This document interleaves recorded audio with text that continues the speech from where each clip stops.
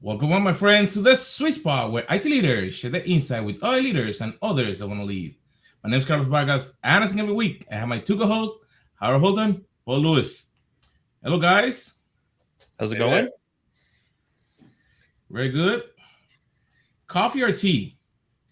Oh, tea. Right now? Definitely coffee.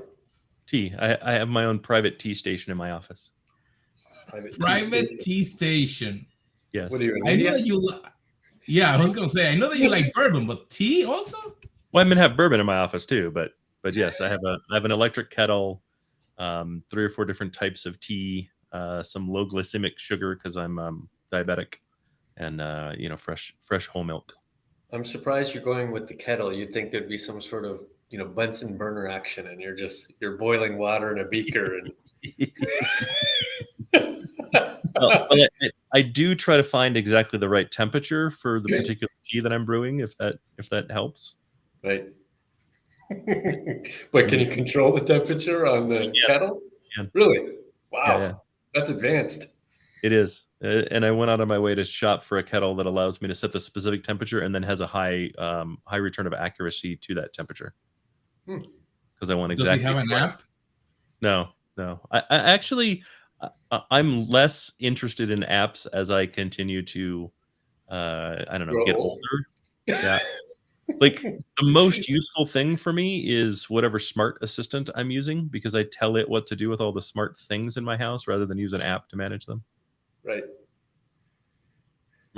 So you've moved from digital to gadget. I like gadgets. Yeah. I'm not gonna lie, right? I mean, but what I don't like is the constant inane emails from people trying to sell me crap. Even if it's a gadget? I don't care. I would be much more open to it if it was a gadget. Right. Not a lot of IT gadgets on the plate. No, I kind of want if you're not in my contact list, I kind of want you to have to pay 10 cents to just send me an email. There needs to be a service. So no, I'm sorry. You have to supply credits to email this person. Right. And maybe it would cut down some of the garbage, because I probably get 400 emails from garbage a day. You know what I mean? That are just people trying to sell stuff, people trying to get me to read their crap. That I'm just not interested in. I never expressed interest in it. Look, just because I have a title that seems like somebody you should reach out to doesn't mean I have any interest in talking to you. And like, you've been doing this as long as I have, Paul, right? In the executive space. How often are you honestly shopping for something new within the enterprise space?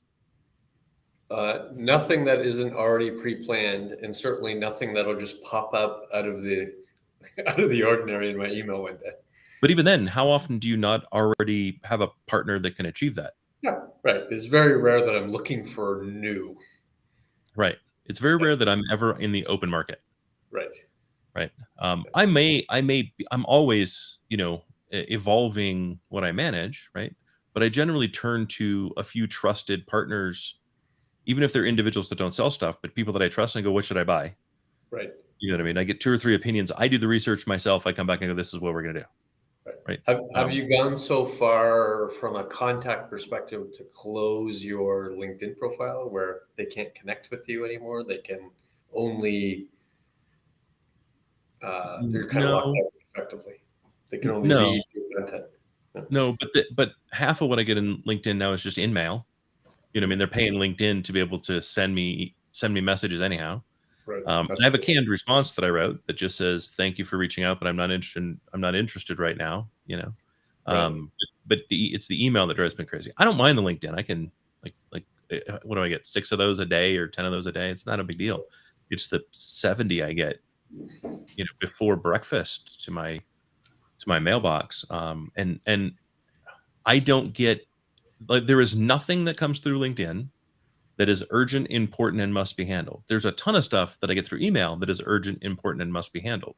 Right. So and I really don't so I don't like the noise, because I have to sort through the noise to know, is there something I need to deal with that comes in via email?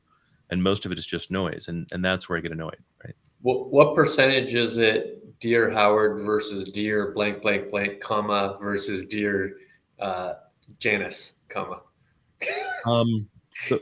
The it is a minority where they get my name wrong, but it does happen with some frequency. And it's almost always generic. The one that I'm actually on a soapbox about right now is I'm reaching out about a partnership. Okay. Right. How do you define partnership? Well, you buy from me. No, that's not a partnership. Right. If you're selling me stuff, that's not a partnership. What do I get out of it besides whatever the tool is that you're selling that everybody else sells? Like, Right. that's not a partnership. That's me as a customer of you. A partnership means we work together for our combined greater good. So stop telling me that buying your shit makes this a partnership. Right. Like I just you're a product company. It seems Yeah. it's much more obvious that I'm going to be a consumer in this equation. Yeah. I just ban you. Sorry. No, and when I say ban, I don't mean I block you. I mean I ban your company. I see. Right? Like I'm not buying from that company now forever because it's just a deceptive practice and I'm not playing that game. In fairness, it's quite possible that us as buyers have enabled it by saying, we qualify our vendors in these categories, the topmost being partners, because we expect a joint investment in our success. And now we've used the word partner to also mean vendor. And it's fine. If they take that as the meaning, then they're idiots who don't understand English, in which case I'm not sure how they're going to make me better anyhow. Same result applies. Right? Like, come on. Like you have partners that are not work related. Right. You think of your best friend as a partner in some way. You think of the person you went into business with as a partner. You know what the definition of the word is. Right? You don't think of your car salesman as a partner. You don't think of your energy company as a partner. You don't think of the guy that sold you the burrito at the drive-thru as a partner. So stop using it accordingly. You are not my partner. Stop trying to make it out like you're my partner. You are not my friend either, so don't call yourself that. Burrito partnership. That's a great term. Burrito partner. So I think that I it just came when you were saying that, like we go to a bunch of conferences. So our information may be available to the vendors from that conference. So we may get a bunch of email, like you mentioned. By the morning, you start and you get a bunch of email, and you may then block, like you said, delete, send it to spam, and everybody right now is looking. I don't want to say to make a buck, but everybody's trying to, through a down or a difficult time, to see how they can do something, to sell their product, to try to reach out to someone. I think that the question that I was having as you were saying that all these people are getting instructions from someone. Go and reach out, go and do, go and sell. On the back end, there may be people that are doing a good job, some people that may be doing an okay job. How as leaders do we actually, in difficult times, we maintain culture or maintain that team or do something with them so they don't get blocked, so they actually become helpful to the people that they should serve?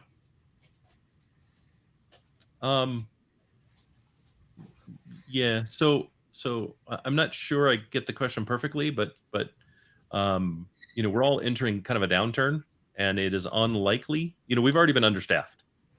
We exited probably 3 years of the hardest staffing I've ever seen in the industry. Mm-hmm. Right? COVID made it, I don't know, impossible. We saw unprecedented growth. We saw unprecedented demand. We saw companies take a 3-year plan and compress it to 3 months to try to get everybody enabled to work remotely, to expand security, to defend our electronic investment, to shove our customer centricity or digital transformation forward, new ways of working, new ways of reaching customers. Like I saw social programs using social networks, right? To kind of meet your customer where they are, leapfrog from we don't know what this is and don't really care about it to there is no greater priority in the organization. And then immediately opened a dozen recs. 100 recs, right? At my prior organization, we had more than 1,500 recs open. We couldn't fill them, right? No one I know that ran any kind of decent IT group had all their recs filled by the time late 22 hit, and we started thinking about it now more as a recession, right? So all of those recs were closed, and we're likely being told, hey, by the way, we're going to reduce your headcount by 10%, 15%, 20%. So now everybody's looking at the retraction. Now everybody's looking at losing heads. Now everybody's looking at that transformation. And here's kind of the bummer of it. Okay, cool. On one hand, I can clean house. I don't really like the term, but I can clean house. And I can go, okay, cool. I'm just going to wipe out the bottom 20% of my workforce. And generally, there's 4 or 5 people that the whole team, that a team of 80 just goes, oh, thank God, let's get rid of them. Chances are I have the same number that aren't on my list, and yet no one's spoken up, and yet it's in the back of their mind on their list, right? So those people are going to stay. But now I'm left with some people that do contribute, and that workload doesn't go away. No one says, by the way, we're also cutting 20% of the workload. They just say we're cutting 20% of the heads.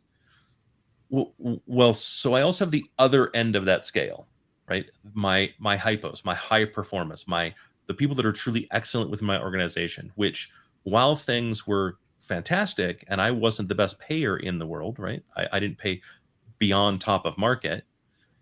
They stuck with me. Well, now I'm adding 20 to 30% to their workload because that work didn't go away and I'm cutting by 20%. How do I retain them? How do I keep them? How do I maintain some semblance of reality, some semblance of reasonability, while at the same time being told I have to produce the same or more with 20% less? And I was already understaffed because I couldn't fill those recs that I had open that I needed to do anyhow. So I think that's and not all workload is the same. Like we were chatting just before this, the problem when you have to do those reductions is you tend to look at, yes, the lower performers, but also you kind of stack rank the capabilities that you have, and you kind of cut the capabilities that you think you could not necessarily live without, but you could slow down a bit or ensure that the SLAs are a little bit longer to deliver on it. Maybe I'm reducing my service test as an example, and the reduction of the service test means I can't, fix a password problem in minutes, and now it takes 15 minutes to make that. You're making those calls. And because of that, you're cutting areas that have to be still completed by somebody else, but that somebody else tends to be more senior or not even in that role. Maybe the infrastructure operations or the infrastructure architecture team now has to take on some service desk responsibilities. So not only are you creating a distraction for that infrastructure architect, you're actually asking them to do lower level work or less work that's in their expertise or in their capability. And yes, while they can do it, they absolutely don't want to do it. And that absolutely don't want to do it is affecting their ability to enjoy the job, right? Like morale, yes, but they're not enjoying day to day. They're going to have problems with their manager because their manager's telling them to do it, right? It just stacks on directly to the individuals that you're trying to keep motivated and keep incentive. So the big question, of course, is, well, what do you do about that? How, knowing that that's true, that you're asking them to do things that they may perceive to be as below them, but regardless, it's different than what they would prefer to do. What's the statement? What's the journey? What's the management? What's the leadership? What's the future look like? And then what's the risk? Sure. Well, I think if we can shift our perception, then I think we can create an opportunity there. One of the things that's been true about hypos is, and may not be 100% true, but it's pretty true, that they like to learn, that they're looking to improve, and they generally can identify weaknesses in a system and say, I think we could do this better by doing the following. And so the first thing I would do is say, take the opportunity when this is coming, and if it's already come and it's too late, then do it yesterday, do it now, do it immediately. To tell your hypos, this is coming. What are your ideas to improve efficiency? Right? Just lay it out. I want to hear the crazy off the wall stuff that maybe the organization wasn't ready for yesterday. And what I'm really looking for is places where we can automate, right? Is there, have we been putting off Ansible as an example, right? Mhm. Have we been putting off kind of configuration management because it just, we just had too many people that weren't going to get on board? Okay, cool. Well, we're going to downsize some people. I don't have a choice. We're going to do some layoffs. Now's probably a good time to bring that up. Now's probably a good time to focus on that. And then as a leader, you just kind of have to take the hit. My KPIs are going to drop for a little bit. Right. Okay, I'm going to take the hit, right? I'm going to suck it up. Ultimately, as leadership, we are responsible for a failure for the organization as a whole to produce. And if there's a layoff, that's on us. Right. And so some of that responsibility may be, you're going to miss an MBO and your bonus may be a little smaller this year than it was last year than you'd like it to be. That's fine. Right. You just kind of have to go. That's the cost of being an executive. I kind of like the answer, and you almost use the phrase to automate those tasks out of your hands. I've now asked you to do something that's not necessarily within your role, and you probably didn't want to do it, but because I had to reduce, somebody now has to do it. But now I'm giving you permission to use whatever means necessary to get it off your plate, right? So maybe you're going to use ChatGPT and enforce that usage for your service desk requests, or you're going to make the procedures available in the response, and it'll be an automated response when they ask for a password change. Like, you have my permission now as a leader to do whatever you need to do to create that efficiency, knowing that it ultimately impacts your time. Yeah, without dropping $1 million, right? But use the tools that might exist already to automate the work that you don't want to do. Yeah, I agree. I think we need to start looking at those things, and I think we need to be far more open to it than maybe we were previously, right? I think it's time to get out of our comfort zone, get out of our, lower the safety net a bit. I don't want to say welcome more risk, but welcome more risk, because we've been too cautious, right? We're all too cautious. Paul might argue with that with me, but we are generally too cautious, and let's step out a little bit. Let's throw some crazy shit against the wall and see if it sticks. Because we no longer have the buffer of people. And if you don't allow for those things to happen, and if you don't welcome input from your people, it's a key piece of employee satisfaction is, are they heard? Are they listened to? Do you take suggestion? Then they're going to go somewhere that does. Right. And that's the craziness of this current economy, right? There's 100,000 tech layoffs in the last quarter, and yet there's lots of open jobs, right? The irony of those, of course, is it's not in Silicon Valley, those jobs, it's everywhere else in the world, right? So you might not be able to work in Palo Alto, but there's 1,000 other cities you could possibly work in, and they're all scrambling for a role. And they have open headcount, and they're willing to pay what they need to pay in order to do this work. So the risk to you as the leader who you just burdened with your high performers is that they'll go somewhere else and not have to do that work. Yeah. So how do you communicate that to those high performers? Because they seen the layoffs, they know that they're high performance, and probably the company that they work for may be going through some type of transition. How do you think that you can put those high performance, I don't say completely at ease, but to share that, hey, I'm going to accept, like you said, some more additional risk so you can try something new. I know that there may be some additional work, but tell me, what would you like to do? Any insight in that? No, I don't think you do it with your hypos. I think you do it with everybody. Right. Okay. Because that's also a good opportunity to take some people that maybe have just grown stagnant and frankly bored and lost the passion for what they did a while ago, especially if they've been at your organization for 6, 8, 10, 12, 20 years. And maybe give them the ability to get reinvigorated. to get excited again about what they're doing. And you might surprise yourself. You might find 2 or 3 of the people that you didn't think of as hypos kind of step up, take the mantle, and shock you. And so I would do it with everybody, right? I would give everyone kind of the opportunity. It also gives you that ability to kind of look and go, okay, well, now I can kind of reshuffle my deck a little bit. Some of the people that I had just as kind of midland, right? They weren't hypos necessarily, my lowest performers that I was likely to lay off. They don't know how to do it, but they're interested and they're excited.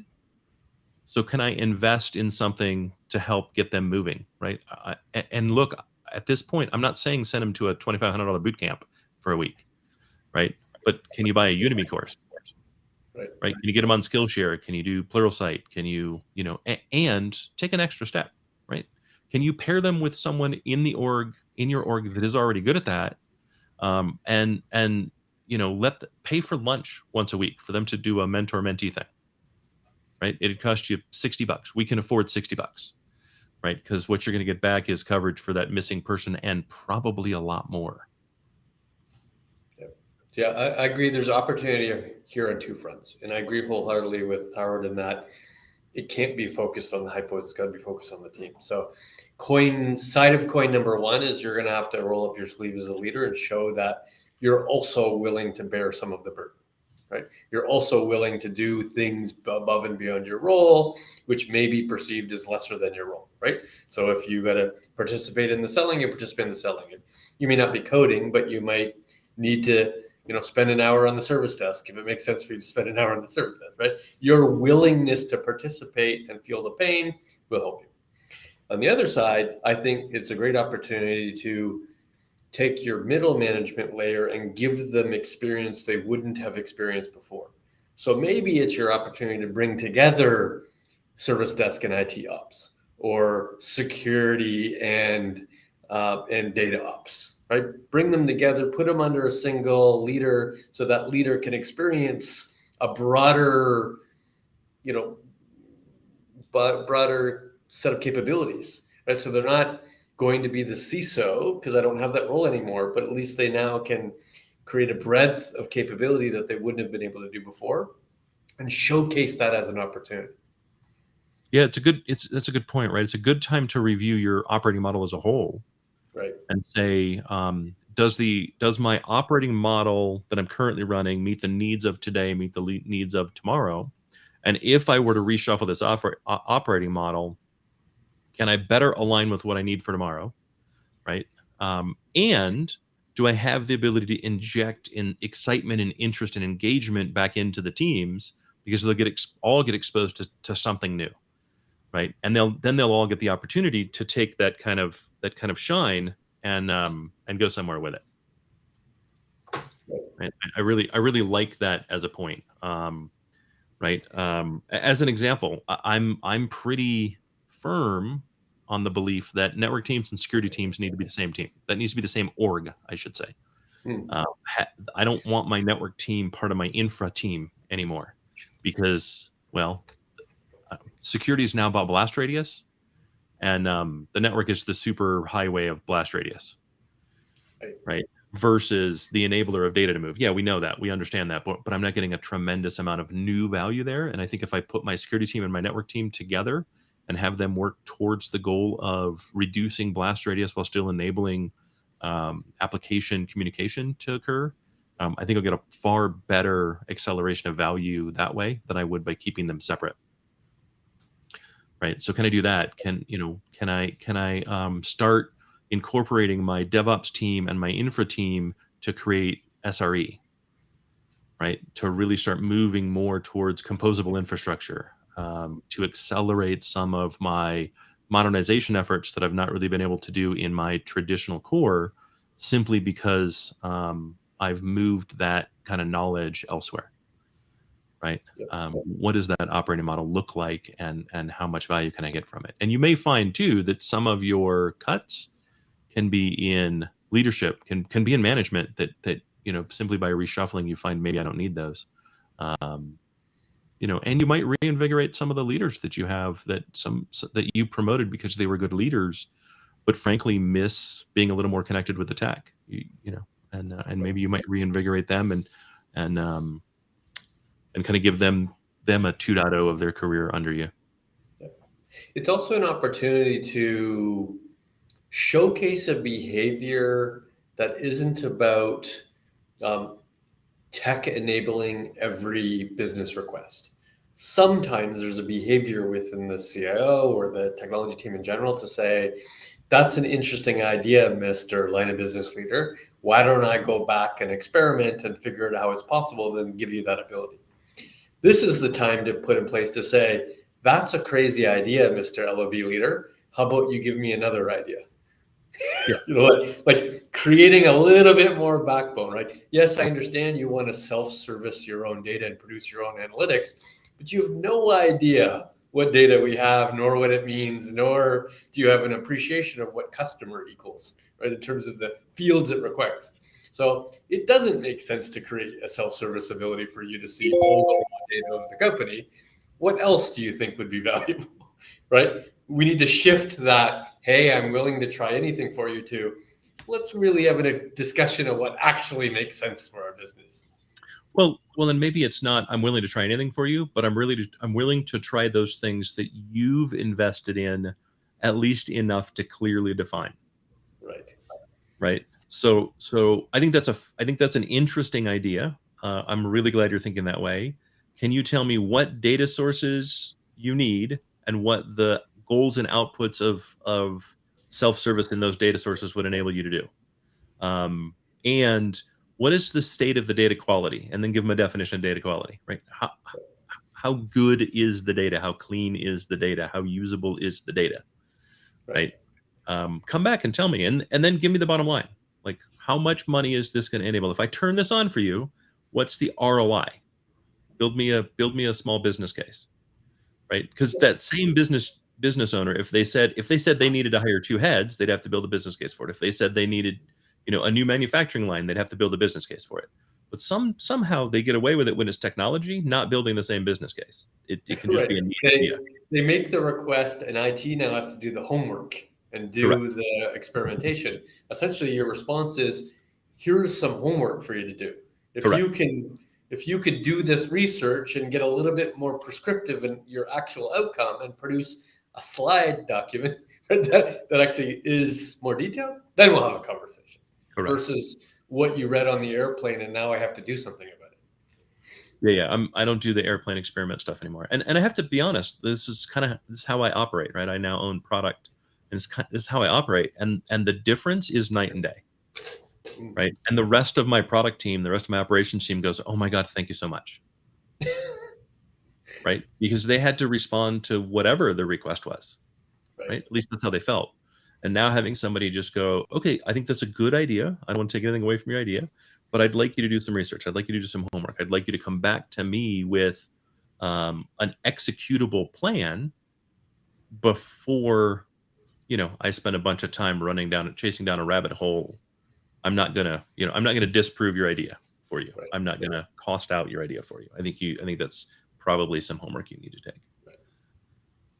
Right. And then the things that do make it through that, the quality is so much better. The ability to achieve the target is so much better. Right. Frankly, we should have been doing that years ago. We should have been doing that when money was cheap, not just when money became expensive. You know what I mean? Like, right. This isn't something we should have just discovered. So there's some nuggets there, Carlos. Yeah, that's a lot. Looking at it really in the middle of a downturn, taking the time to really reinvigorate your team. There's some people, like we mentioned, that may gonna move on to a different role, different company, but the ones that stay have to really, like you mentioned, accomplish the correct thing, partner them with the mentor, then take that and give them an opportunity to shine. And you mentioned something that probably it was not identified. You mentioned you may get a hit on your KPIs or your MBOs, and as a leader, it's okay because you're actually reshuffling for actually getting the company into the correct place, getting the team and getting those people that probably were not considered high performing a new opportunity, and now they can shine because they were giving an opportunity. I think those are some of the nuggets that I actually grabbed there. That was a good conversation. So for the whole audience, like we say every week, don't just listen for yourself. Take the time to take your notes, share the podcast with your team, with your audience, and we're looking forward to see you on our next episode.